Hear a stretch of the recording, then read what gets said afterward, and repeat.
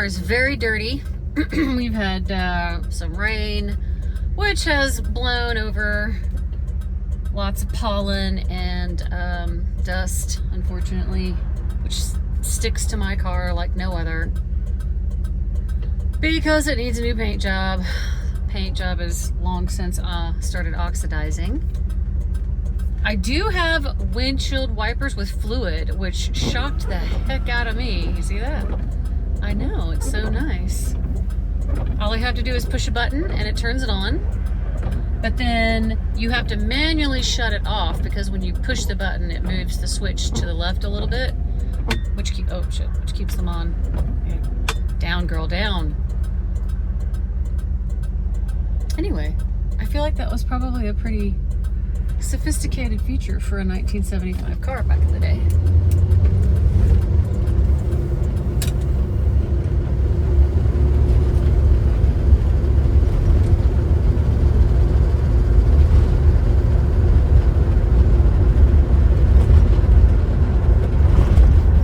We're also going to talk about one of my favorite driving subjects, and that is merging.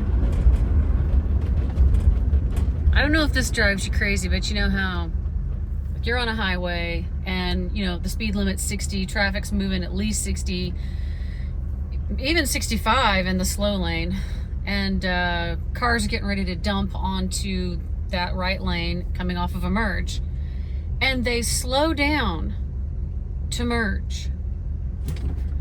But the problem with that is that you're not even getting ready to flow with the traffic. It slows down that right lane. Sure, there are times where you don't have any choice. You have to slow down to get over. But in general, it's an easy way to get stuck and come to a complete stop coming off of a merge onto a lane of faster moving traffic. You should be speeding up. If you're merging onto a lane of traffic that's moving faster than your merge, you need to increase your speed to get in the lane. And then, you know, the opposite is true. If you're exiting off of a highway onto an exit ramp that is, you know, 35 miles an hour, of course you have to slow down to do that. But people don't seem to understand the principle and the logic of speeding up to merge onto a highway that's moving at a much higher rate of speed than the merge lane is. Makes me crazy.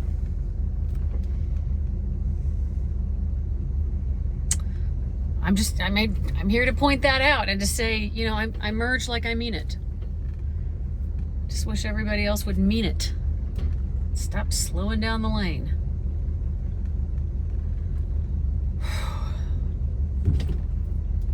Having pretty mild weather today, fairly cool outside, so I decided to drive, classy lady. She practically begged me, so, you know, she likes to run.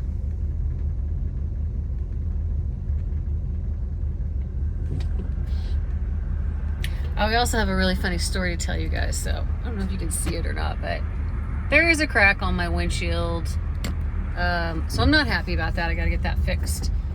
So I went into a shop that advertises, you know, classic car, you know, repairs, restoration, and sales. So you can go in and you can buy off the lot a fully refurbished, you know, classic car. They have a lot of different ones, beautiful cars. So I go in there and I'm trying to figure out, like, who do I take my car to replace the windshield? And I'm looking at the cars on the lot, and I looked at this beautiful, bright canary yellow, probably 70, 72 Chevy Chevelle. And I asked about it. And the salesman behind the desk goes, "Oh, that's a real big engine." Like, almost like he was trying to say, "Oh, you probably wouldn't want that. It's too fast." And I just looked at him and I said, "Well, that's the best kind, right?" And then he looked at me with a whole lot more respect. Yeah, I'm not afraid of fast cars. I don't consider myself much much of a feminist, but in moments like that, I'm a feminist. Don't talk down to me, dude. I can handle a big engine. Really annoying. Okay, here we go. Y'all, everybody's going too slow. You're going too slow. Man, you wonder why you're stuck. No, I can't slow down.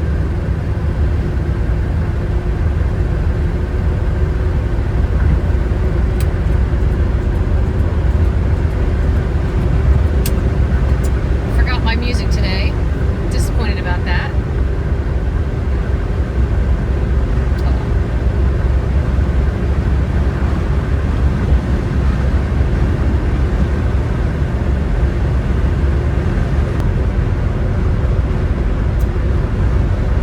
So back to the windshield situation. Looking at this windshield, I don't think it is the original glass. I thought it was, but the lines around it, I'm skeptical about it. So I'm trying not to be too broken up that I've lost this windshield, but their advice is any Tom, Dick, and Harry in a glass business will do. But I'm preparing to put it in the shop. I've got an insurance claim to file against this guy who sideswiped me on a merge, by the way. Yeah, on a merge. It was a 2-lane merge. I was on one side, he was on the other. He slowed down, presumably to let me in, or because he wasn't paying attention, like, I don't know. So I was running out of room, so I had to speed up. I sped up and got in front of him. Next thing I know, this psycho's beside me and hits me. He's driving on the shoulder, and hits me. I've got a big black ugly tire mark. I think I made a video about it, once before. Anyway, I've got to provide a statement to his insurance company and see if they will accept liability for the accident, because I'll tell you right now, I wasn't the one at fault. No. Absolutely not. So, anyway, I've got a quote for $5,000. That's just one quote. Other quotes are much, much higher. I'm trying to figure out who to take it to get the bodywork done. So I'll probably just wait till I put it in the shop for the bodywork and have them replace the glass. I'm not going to sweat that.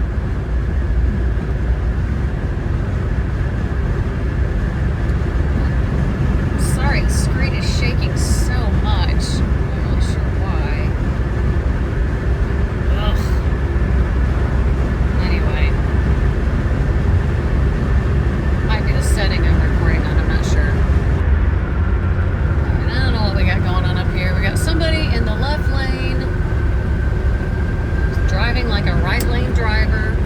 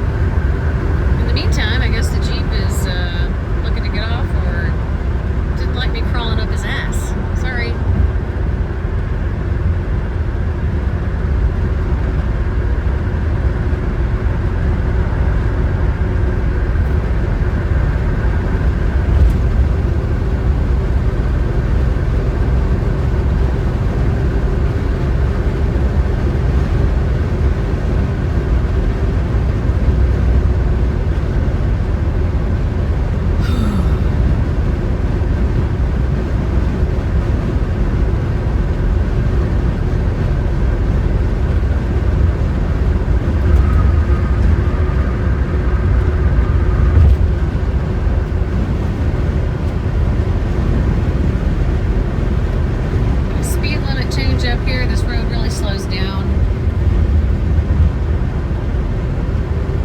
So I'm just going to stay in this lane for a minute. Oh, maybe not one.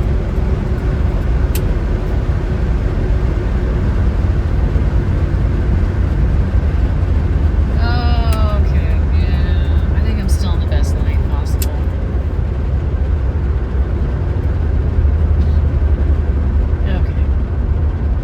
Look at this red Chevy.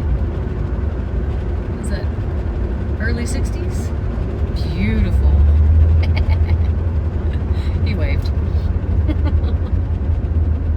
From one cool car to another. I just wish my window was down.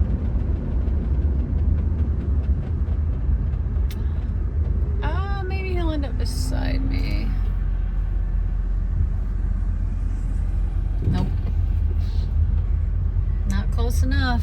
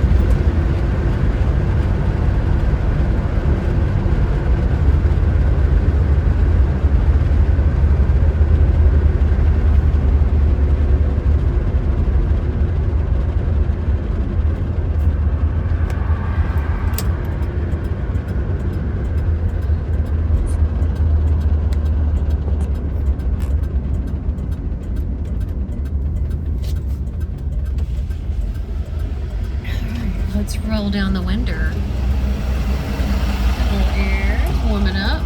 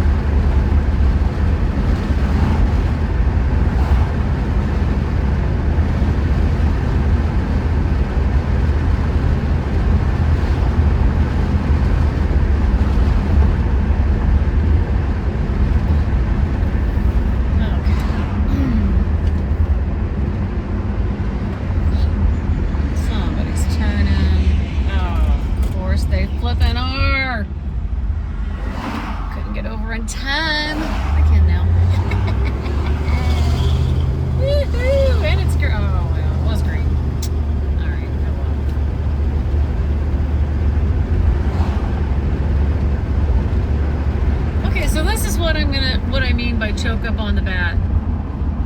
What I mean is choke up on the intersection. I'm not a sports person, but look how far he is from the intersection. Like, I mean, and I've seen people further back than that even.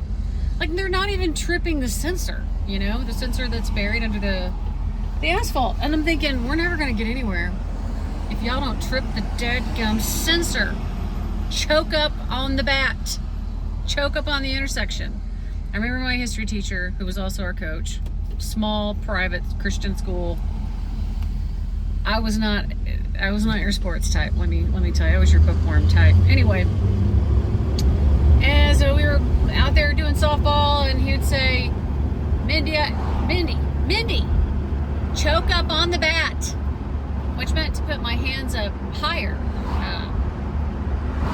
from the base of the bat, you know, a little bit higher. I was trying to hold it too low.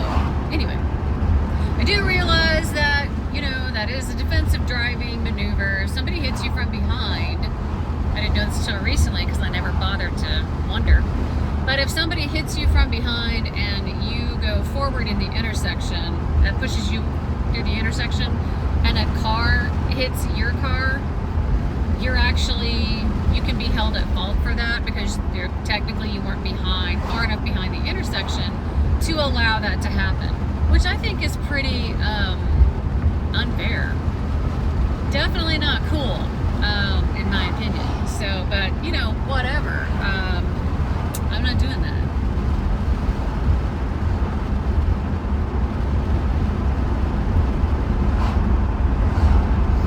Oh my God, that trash truck stinks. Yeesh. I was wondering what that smell was. Ugh. We're gonna be getting in front of him. Trust me. I'm gonna need that stink behind me. Oh God, that's nauseating. Blech.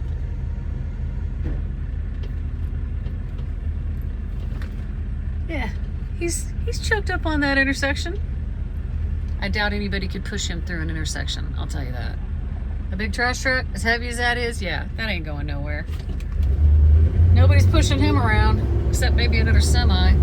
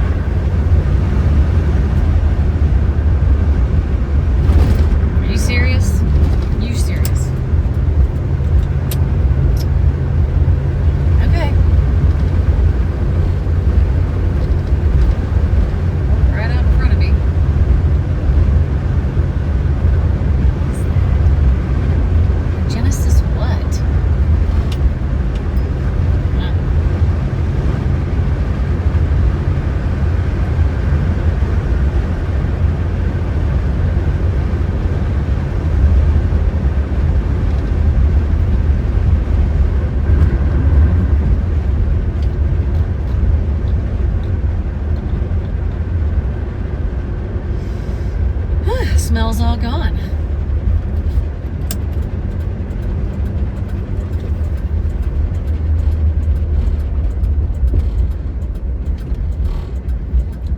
Ram, it's green. Oh, yeah. Don't need to stop. It's kind of another thing that drives me crazy is how slow people will go when they're turning. I mean, granted, I turn too fast. It's hard on your car and all that, but please don't come to a stop while you're trying to turn. If you don't have to, why? Why do you do that? Okay, this is interesting here. We got somebody who's taking up 60,000 parking spaces. All right, whatever. Maybe they've got a good reason. I am parked in the shade. No need to get it hotter in here than we need to.